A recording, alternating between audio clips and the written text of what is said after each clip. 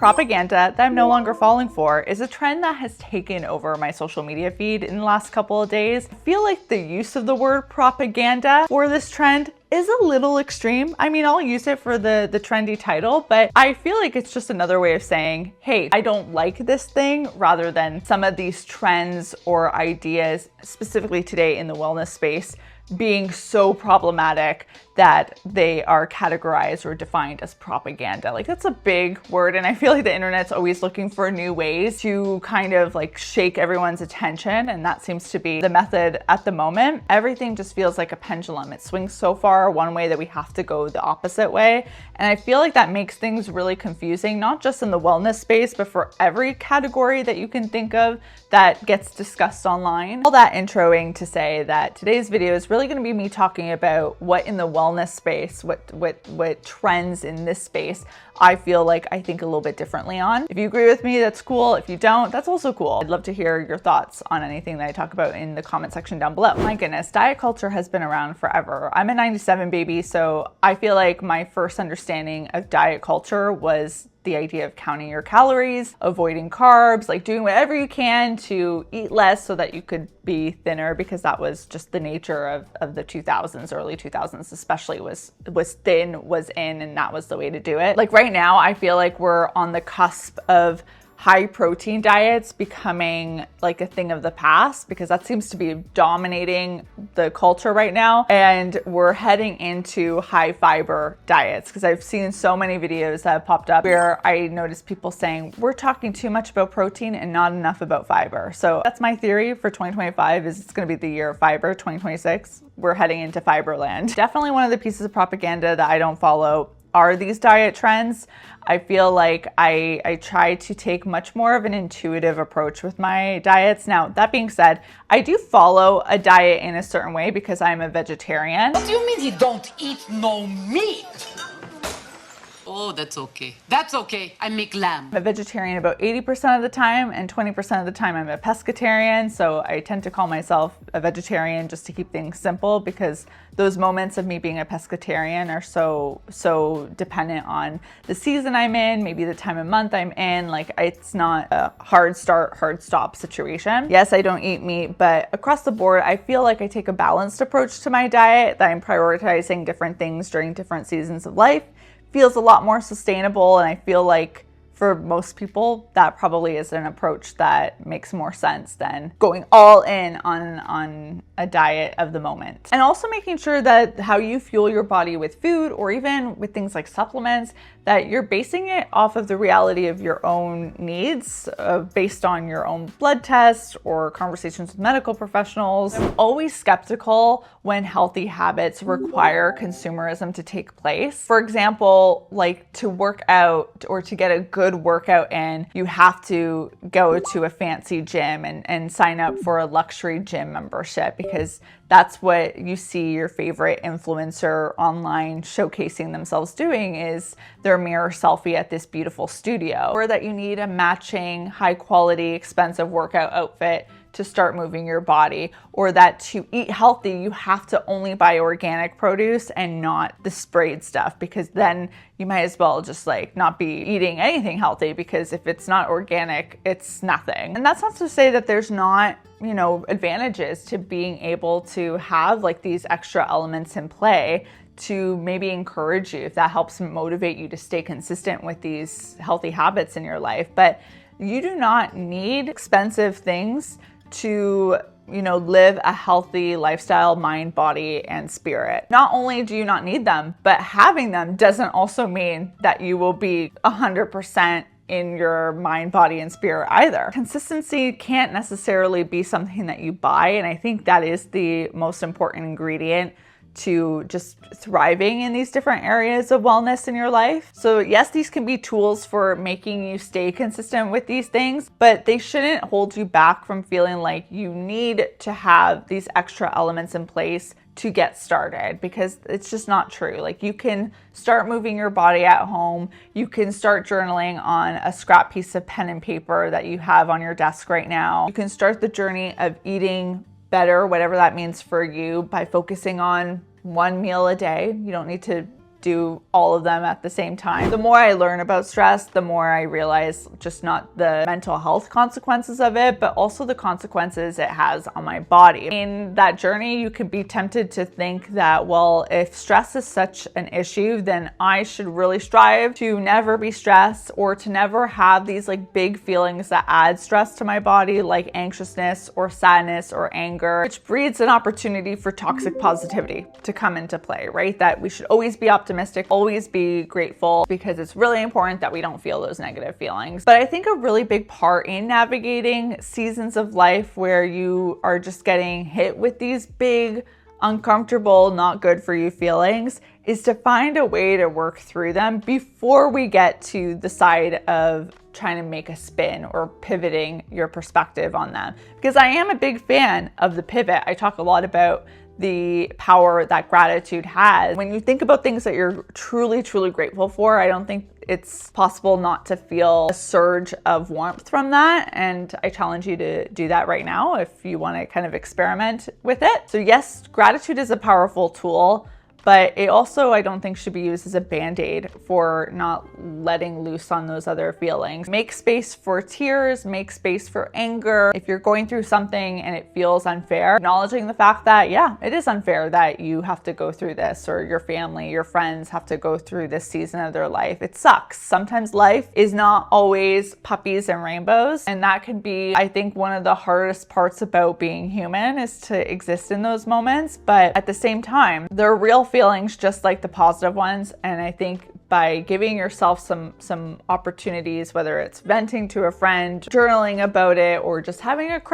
good cry about something, that is an important release so that then you can focus on doing the things that start to pull you out of those not so great feelings. Life ultimately has, yes, sometimes good seasons and bad seasons, but more often than not, we're all going through some good stuff and some bad stuff at the same time. And that's where it's really helpful to be able to get back to this idea of, how do I balance it out? Not perfectly, that's not realistic either, but how do I find my way to ebb and flow throughout these feelings? So powerful that there is so much more content really celebrating how important it is to fill our own cups before we fill other people, or that by filling our own cup, we have more to share with others and we can give more. So I like that element to wellness when we're using it in those terms. Then I feel like there are times where it can go too individualistic, where it's all about doing what we can to protect our peace, cutting people out of our life, realizing that our own time is better than time spent with others. And like,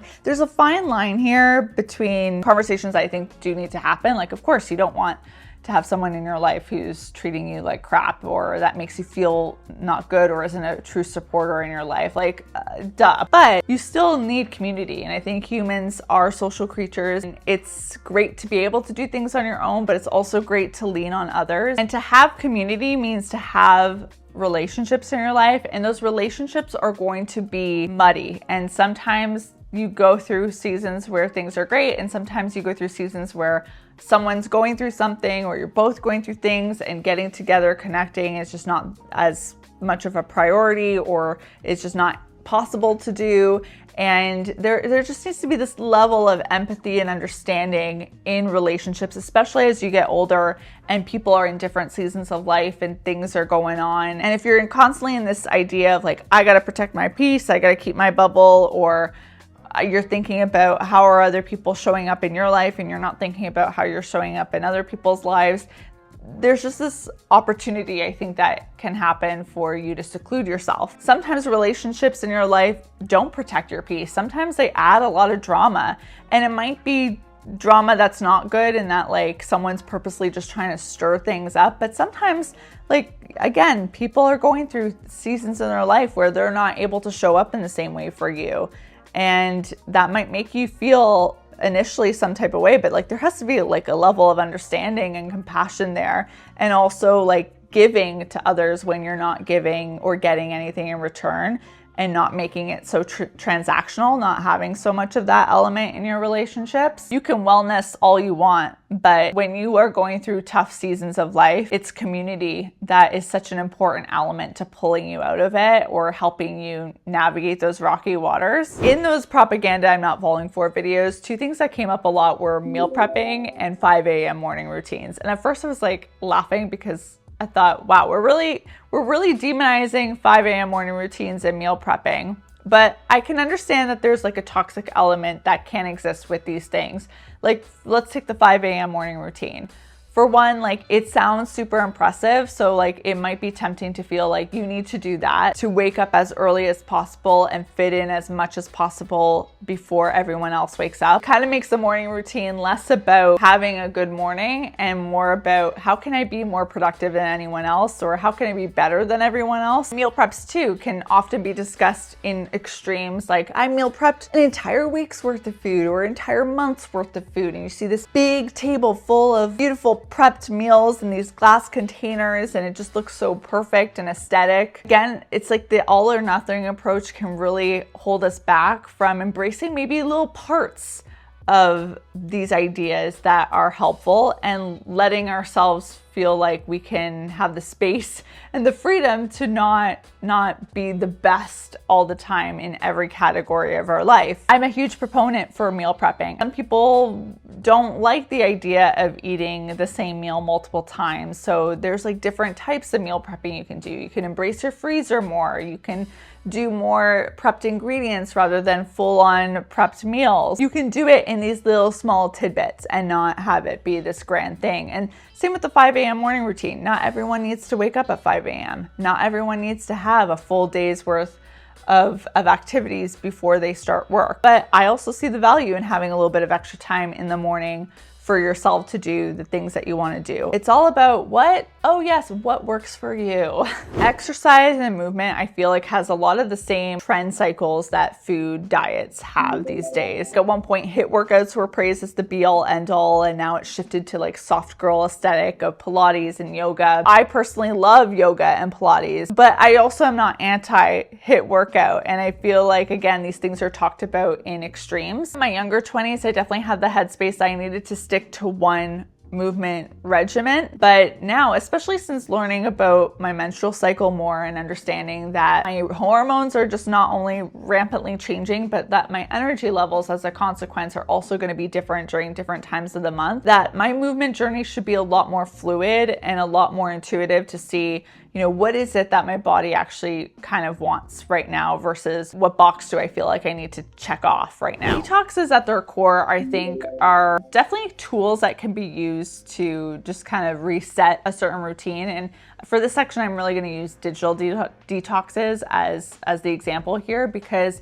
I have dabbled in digital detoxes, but I feel like, again, this is a case where an extreme version of it is really so difficult for me to do that I feel like it causes more stress than anything. I so need this as a tool for work and for connection in real life. It's pretty difficult for me to completely remove myself from. Instead of, again, these all or nothing detoxes, particularly with my phone, I like to focus more on finding small ways to better my relationship with my phone, things I can do to make it just less addictive in general. So one of my favorite ones to do this that I don't feel like I've talked a lot about on this channel is using a grayscale mode on my phone. So I've set my phone up with a shortcut that allows me to press a button, and it immediately transforms my screen into just a collage of gray, kind of like this. And don't you feel completely less stimulated right now by all the grayness that's happening? Imagine this whole video in gray. You'd probably check out. So that's why we're gonna bring the color back on. Scrolling on social media, super boring when it's all gray. And sometimes that's just what you need, is something to make it a little less entertaining so that you have a prompt, a natural prompt to go find something else in the colorful real world to go